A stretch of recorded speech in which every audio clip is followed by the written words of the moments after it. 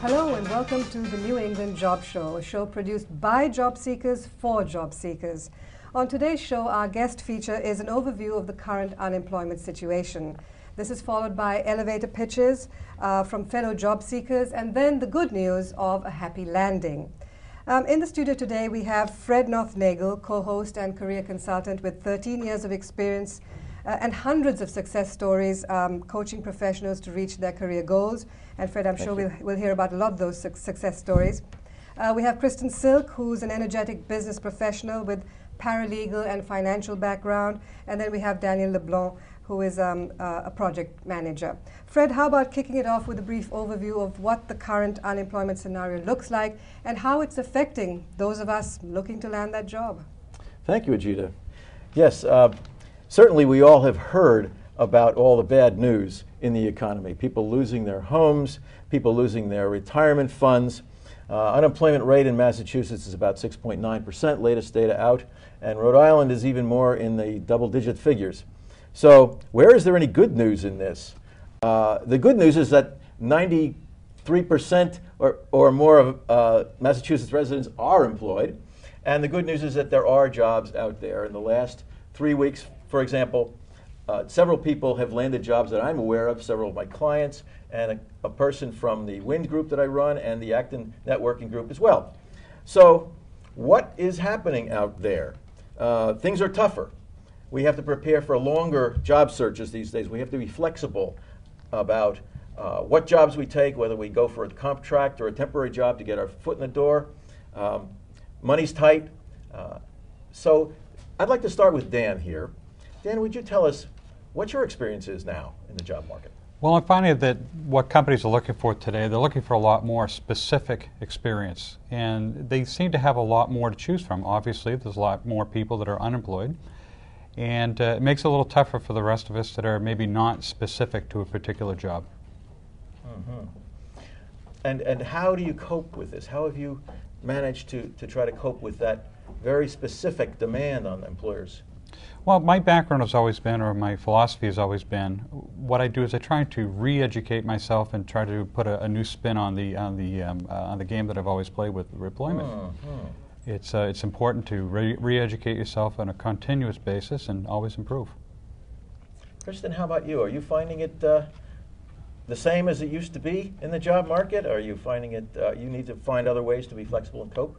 Yes, well, I am definitely finding it to be different. Last time I was in the job market was a little over 10 years ago, and times were much better. It was much easier to get a position. At this point, I'm finding the same challenges as Dan is, where the job descriptions are so specific, and with all the competition, they're able to find what they're looking for. So if they're looking for somebody with 4 hands, they're going to be able to find that. Uh-huh. And also, Kristyn, 10 years is a long time. I mean, technology alone has changed. So what are the tools you guys are using? You know, the online search, the recruitment agencies, the networking, or is it a combination of all of those tools? I find it a combination of all of those tools. I was lucky enough to have outplacement services provided to me by my employer. I'm finding networking is a huge tool, using both LinkedIn as well as networking, going to networking groups and just talking to anyone that I meet and putting the message out there. And just making a lot of contacts, because everything I've heard is that the next job I'm going to find is most likely going to be the result of networking. Right. So Fred, is this what you advise people in your networking sessions? Absolutely. I strongly believe, and most career consultants would agree with me, I think, that one must do a balanced search. One can't rely on any particular way to get in the door. Networking is a big factor because it can play to your advantage no matter which way you get in the door. Dan, I want to pick on something you mentioned earlier about educating oneself for the demands of the marketplace right now. What are some of the ways that you have done that? Well, I went back and completed my certificate in project management. It's an area that I've always been very, very intrigued by through the various companies that I've worked for. And things like the job show. I'm actually helping to manage behind the scenes, as you're well aware. To sort of hone my skills in a different area. Again, you need to find different ways to expose yourself to as many people as possible. It's very important. It certainly is. It certainly is in many, many ways. I'm wondering what you folks use the internet for. Would you like to start, Kristyn, on that? Sure. I mean, you use the internet for many different things. First of all, there's the job postings. My understanding is that the landing rate is between 4 and 6% using the job posting. So I dedicate a little time to that. I spend a lot of time on LinkedIn. If I learn of a job, I usually will go to that company and see if there's anyone throughout my network that knows somebody in that company to try to get in that way. I've done a lot of research online about target companies.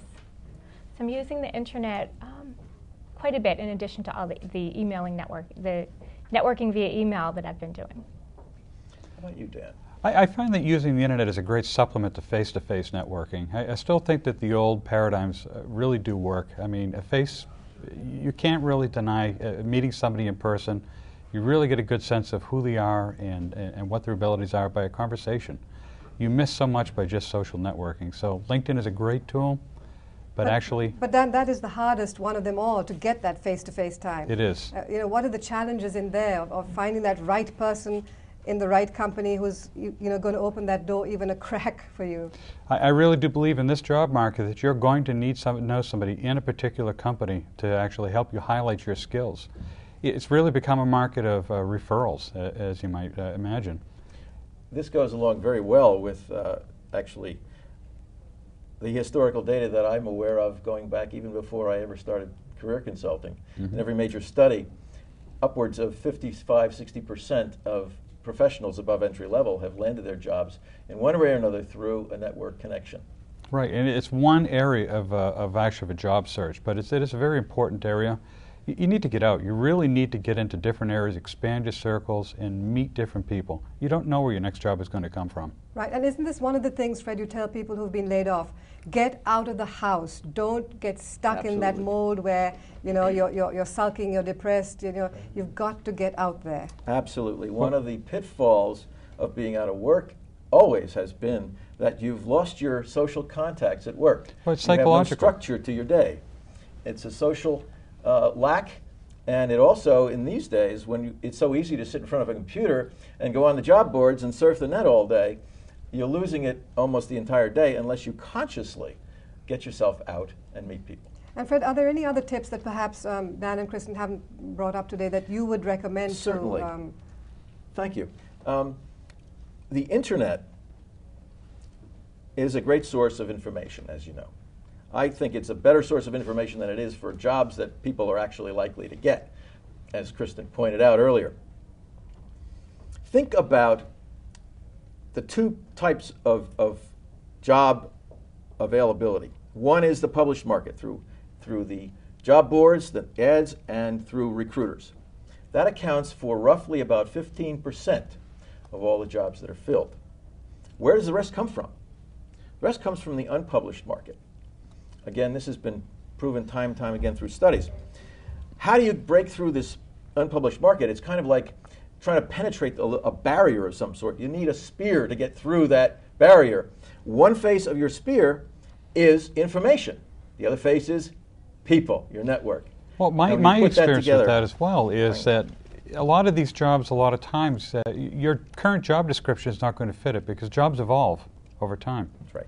All right, and they're going to change. And I'm sure, Fred, that you advise people that your resume has to be tailored to the job. Some of us make the mistake of thinking, you have one resume and you just send that out. But I'm sure that's probably worth a whole show on its own.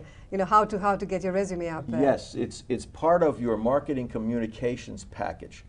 And people have always heard that you have to sell yourself. This is true. But as every company knows, you can't sell anything unless you have a ready and willing buyer in front of you. And that's called marketing. Your marketing communications package consists of your resume and your letters and the way you talk over the phone, how you describe yourself, your 30-second commercial, all of the above. And it must be aligned perfectly with your objective and specifically towards the needs of any company that you approach. So is that something you both have done? Do you have several versions, and according to which job you apply for, you're sending out a different version? I do. I tailor. I may tailor the resume a bit. I think more so I tailor the cover letter to more fit it and to mention more of the keywords. Right. But I always want to make sure that the keywords are in my resume as well, because my understanding is that when you send a resume today, It's picked up, it's read by software, so it's looking for specific keywords, and if the keywords aren't there, it's going to go right past your resume. And if they're getting hundreds of resumes for each position, I need to be seen. Right. What about you, Dan? What's your take? Well, same thing, I guess. It's essentially what we're doing is we're trying to tailor your resume so that it picks up on keywords on the internet. I mean, that's your initial phase of the search. But what I find also is equally as important is actually following up with your interviewee or interviewer. I think this is a weak area for a lot of people, Fred, the follow-up. You know, making that call, somewhat chasing behind those people. Isn't that a weak area for most of us? It is a weak area for many, many people. Aside from salespeople and mostly marketing people, and those of us who have been through the search and realize you have to do it. Again, it's so easy to sit in front of a computer and spit out resumes and cover letters to 5 or 6 job openings and sit back and wait for them to come to you, which they most often don't. Most often don't call. Many people are frustrated, it is, understandably so, by the lack of response of companies to their applications when they send in resumes. If you look at it from the other side of the desk, you can understand why this happens. HR departments are notoriously understaffed. They don't add productivity. They're considered just a cost. So they don't have time to respond to everybody when they're getting hundreds of applications for every job. So essentially focus on what makes you different from your candidate You have pool. to distinguish yourself. Exactly right, Dan. Exactly right. You need to come up with a value proposition that tells people in a crisp, clear, totally memorable and compelling way that you are great at what you say you want to do. I failed to mention that both of you are unemployed. Let's be frank, most of us here are. How long have you both been out there looking? I've been actively looking since about October. Right, and Kristyn? Since, I'd say the end of November is when I started. Right, and I guess, Fred, the ultimate question, because we're starting to run out of time, is how do you remain positive? I mean, do you see a light at the end of the tunnel? I remain positive. I think to an earlier point, is remaining out of the house. I've gotten myself involved in many different volunteer initiatives.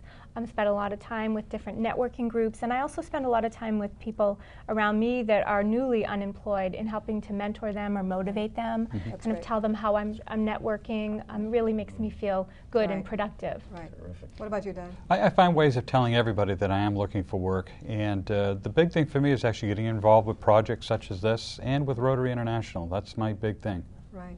Well, Fred, I know in the weeks and months to come with you as our co-host on this segment, we will deal with many more aspects of the unemployment scenario and what it's like for job seekers. And we will, in the weeks to come, be talking more. So thank you very much for today. Thank you. Thank you.